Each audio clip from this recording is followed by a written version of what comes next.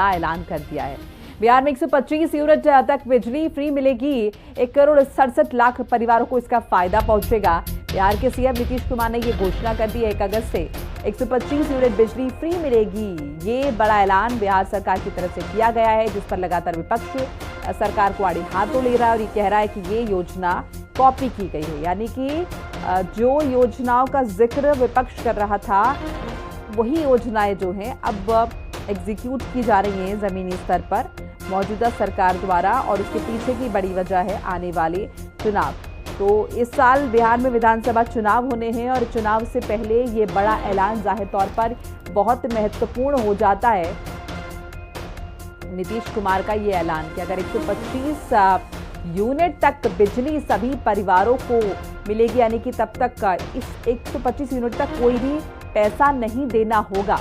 अब आप समझिए इसका सीधा असर पड़ेगा आम आदमी की जेब पर, कितनी बड़ी राहत मिलेगी अगर 125 यूनिट बिजली का जिक्र हो रहा है। ज्यादा इंफॉर्मेशन के लिए पटना से संजीव राय जुड़ चुके हैं हमारे साथ। संजीव, जाहिर तौर पर बहुत बड़ी राहत जनता के लिए, लेकिन इस बीच कहीं ना कहीं ये भी कहा जा रहा है कि ये जो कुछ हो रहा है ये सब कुछ चुनावों के मद्देनजर।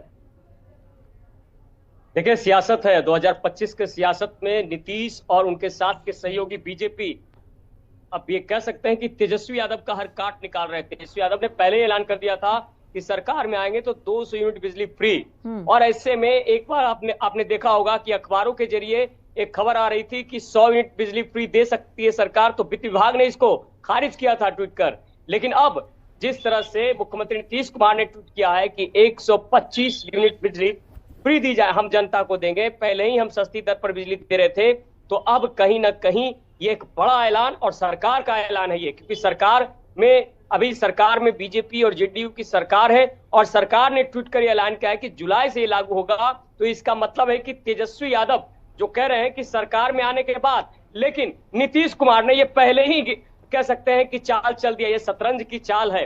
शतरंज की चाल में जो गोटियां चली जाती है ना, वो राजनीति में बड़ी सोच समझ कर चली जाती है। इसलिए जेडीयू और बीजेपी बार बार कह रही थी कि हर काट उनका हम रखेंगे, और ये जो है एक बड़ा ऐलान कह सकते हैं, और इसका सीधा सीधा असर इस वोट बैंक है उस पर पड़ेगा, जो 2025 की सियासत में जब ये मैदान में उतरेंगे नीतीश कुमार, तब ये कहेंगे कि हमने रोजगार दिया, हमने बिजली दी, हमने सड़क दिया, हमने सब व्यवस्था दी।